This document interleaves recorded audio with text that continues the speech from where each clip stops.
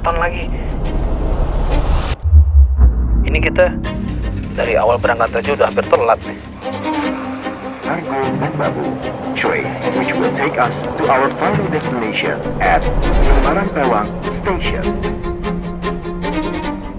Dalam setiap proses syuting penelusuran, selalu ada satu tahap yang jarang terlihat, perizinan. Biasanya, ini hanya formalitas. Tapi, di Semarang, semuanya berubah.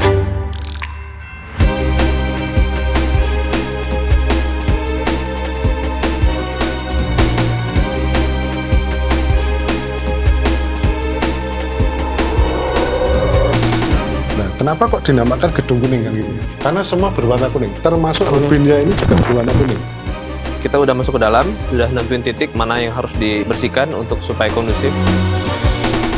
Tapi kalau tanda tangan kayak gini, saya tidak berani gitu loh.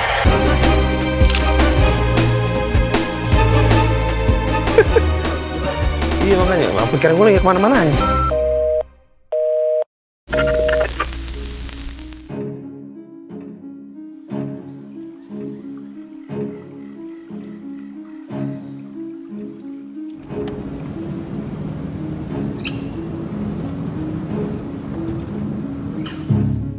Tim Advance tiba lebih malam dari biasanya. Tidak ada waktu untuk survei panjang. Oke, View Plus, saat ini saya berada di Gedung Kuning, ya Pak Bo. Ya. Saat ini saya bersama dengan Pak Bo, Ya. yang akan menemani saya buat advance ke dalam. Mari Pak Bo. Ya. Dan tanpa disadari, itu jadi awal dari semuanya.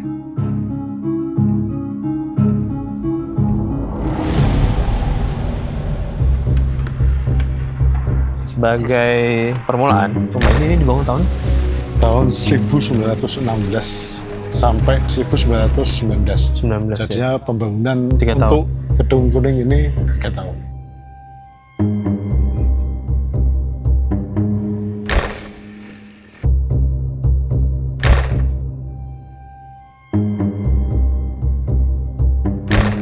Dan yang perlu diingat Mas Nusya, bangunan ini tanpa besi, Mas. Jadinya bata untuk ditata saling silang, saling isanya bisa dikatakan saling mengunci, Mas. Terus baru dikasih semen. Malam itu, tim Advance tetap melakukan reki di lokasi. Meskipun waktu sudah terlalu larut untuk sebuah perizinan, dan ini menjadi kali pertama kami memulai semuanya di malam hari. Ini runtuh bukan karena tidak kuat, Mas. Pada waktu masih ada gentingnya, Mas. Itu di sini tuh banyak kelelawar, Mas. Nah, kotoran kelelawar itu yang membuat kayu-kayu ini rapuh. Iya, seperti itu. Dan dulunya itu sini sangat megah sekali karena di atas itu ada mahkotanya, Mas. Nah, nanti ada runtuhannya nanti di lantai 2. Nanti kita bisa lihat di situ. Ini kayu dan non sewu besi yang ada di anak tangga ini masih asli, Mas. Ini ya, kayak pegangan ini ya. Ini masih asli. Terus kemudian ini di dinding juga ditempel kayu jati ya. Ini juga masih asli. Belum dirubah, ini masih asli semua. Dan di atas juga itu kayak ada jati juga masih asli, Mas. Ah, ini.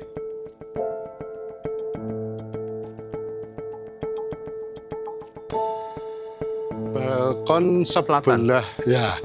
Nah, kenapa kok ini kamar ini, Mas? Nah, ini kamar. Jadinya dulu pemilik pertama ini kan bernama William Samuel de Meyer. Nah, ini kamarnya beliau. Oh, ini. Ya.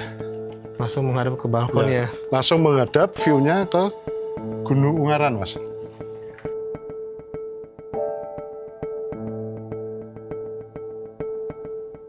Sebelah sana, Pak ya. Ya.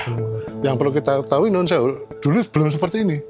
Jadi dulu itu lurus, sana tuh kebun pala, seperti itu. Jadi dia bisa mantau ya dari sini ya? Ya, kemudian dulu pada waktu pada masanya di sini digunakan untuk minum teh pagi, campur susu, makan roti ya di buat sini. sarapan breakfastnya dia. Ya betul di sini nih, Mas.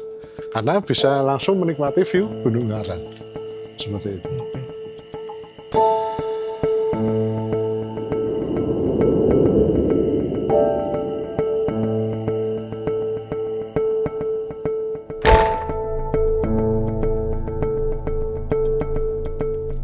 Ini bisa diakses ke sana, Pak? Bisa.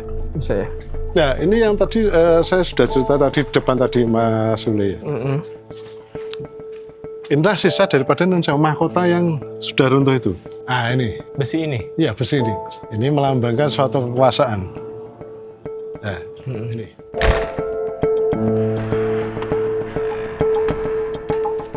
Di sini dulu juga Nun Sewu ya. Ini kamar siapa kalau ini, Pak?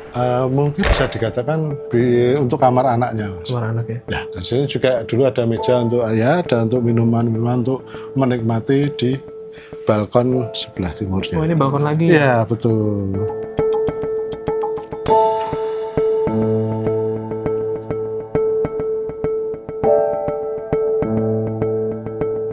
Untuk bangunan ini, Mas, aslinya ini tidak ditembak kayak gini, Mas.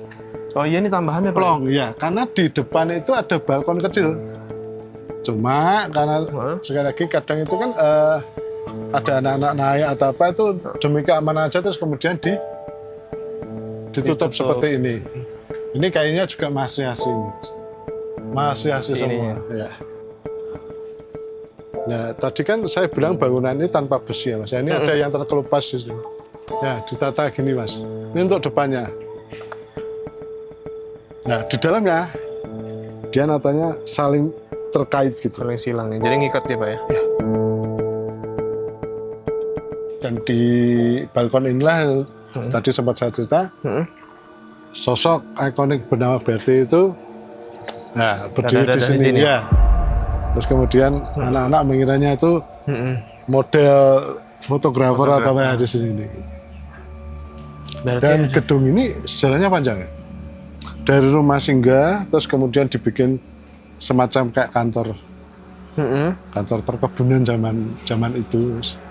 Kemudian gedung ini juga pernah digunakan pada masa penjajahan Jepang. Digunakan untuk menawan para jugen Ianfu. Jadi Nun Sewu, wanita untuk memuaskan. Iya.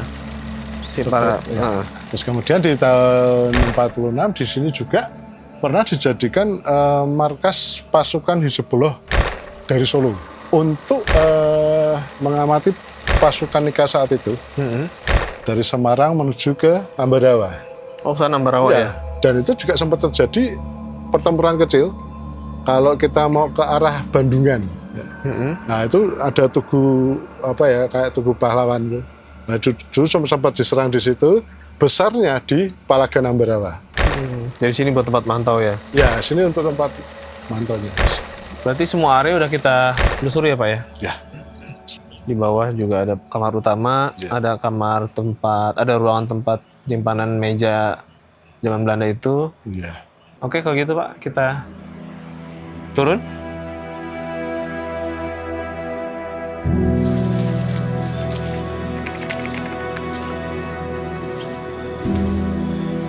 Untuk ukuran advance, malam ini sudah terlalu larut untuk memaksakan perizinan.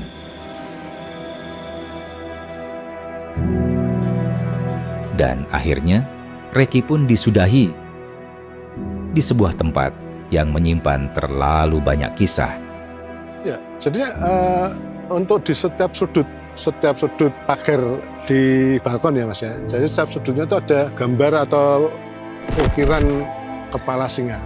Itu melambangkan suatu kekuasaan seperti itu. Dan juga dulu di atas gentengnya itu Mas, Nun Sewu, dulunya itu ada bentuk kayak mahkotanya dari besi. Itu melambangkan suatu kekuasaan juga.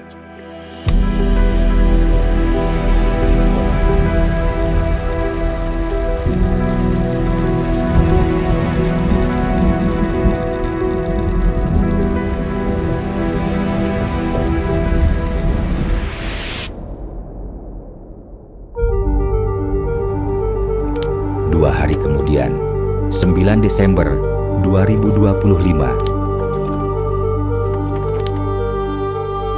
Sehari sebelum penelusuran dimulai, kami kembali menuju Gedung Kuning, melanjutkan perizinan yang belum selesai. Maaf.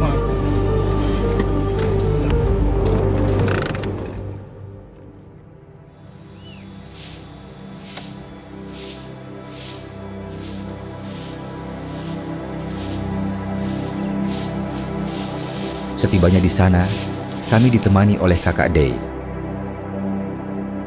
Dan kami sempat berbincang dengan ketua RT setempat.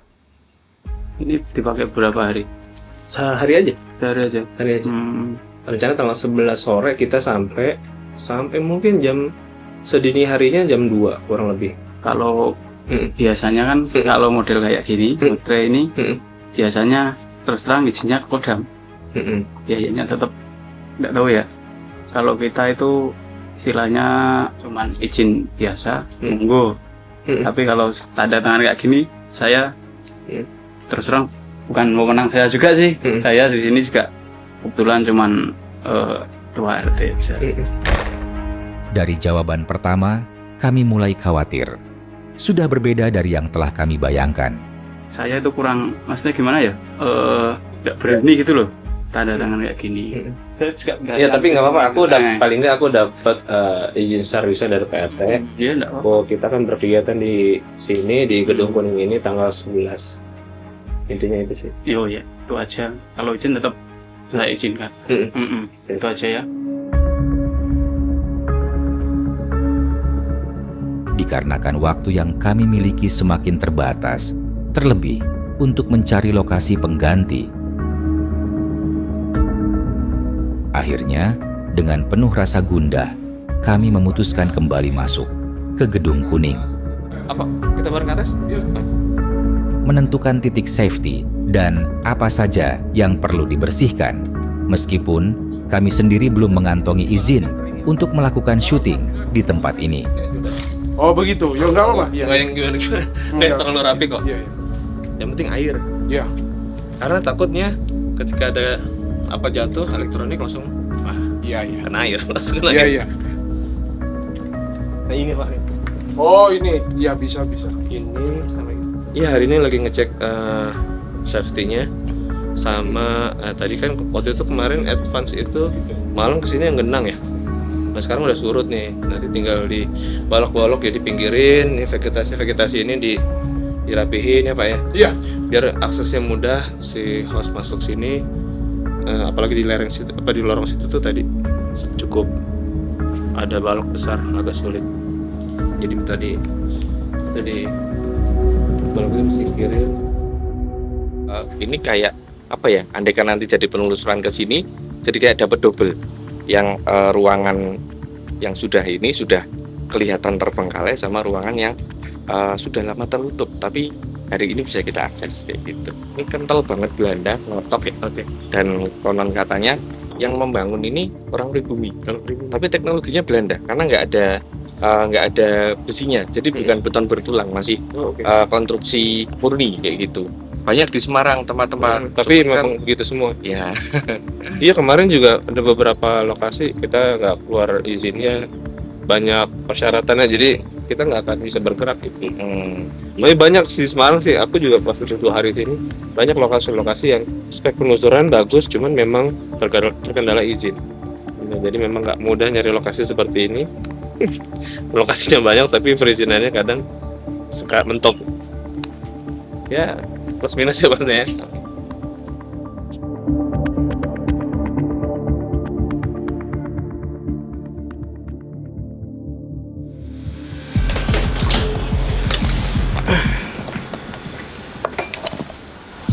Pak ini aku izin sambil record sedikit ya Pak ya, buat dokumentasi aja sebenarnya. Oh iya. Apa Pak ya?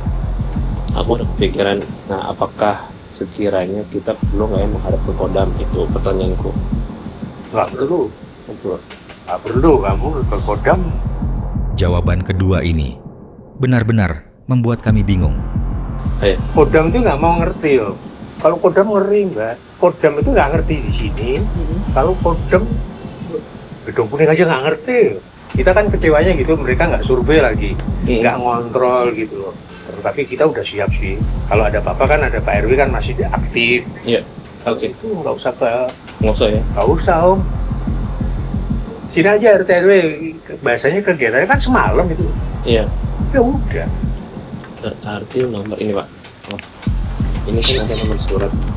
Berarti ini udah itu aja Pak isinya Pak, terus tanda tangan. Nah, aku tempelin materai dulu, tanda tangan nama Bapak, nama jelas.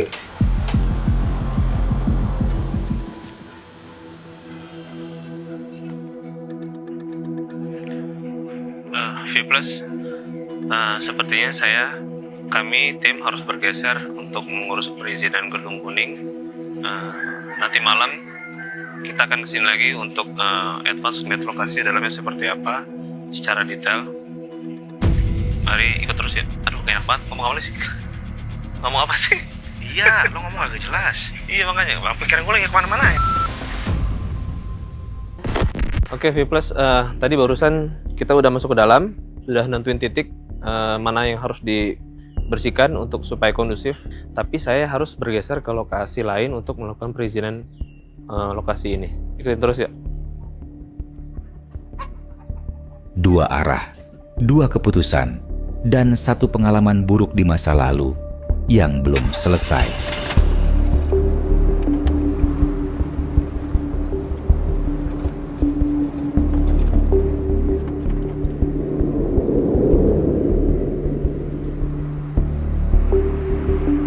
Di Surabaya, tim pernah menghadapi tuntutan karena satu hal, tidak langsung ke pemilik.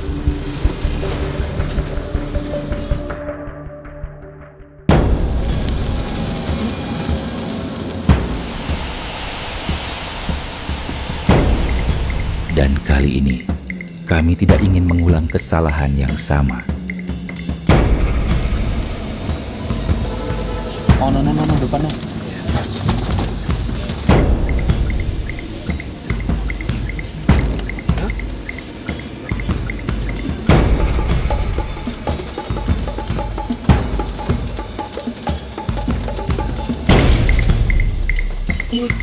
Arah-arah Bang Le. Ke kanan tuh lihat yang apa? Parkiran itu tuh. Sebelah kanan. Oh ini, Iya. bawah. Ya. Oh iya. Oke, V Plus, ini saya udah berada di Kodam 4 di Ponorogo karena menurut informasinya Gedung Kuning itu di bawah wewenang dari Aslop, asisten logistik. Kita coba ke dalam, mudah-mudahan bisa ketemu sama Aslop atau nanti diarahkan ke siapa. Kita lihat perkembangannya. Yuk.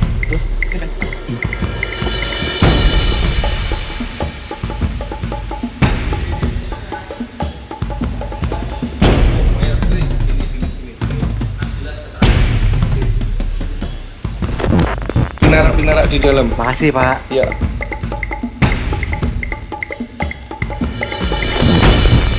Tidak ada kepastian, tidak ada jaminan, dan waktu terus berjalan.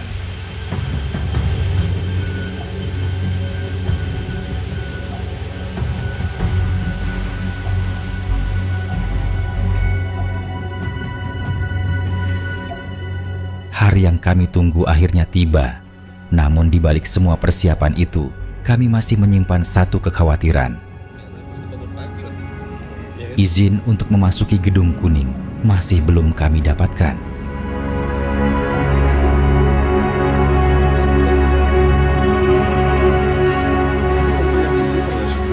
Dari kejadian ini, kami mendapati satu hal penting yang berharga.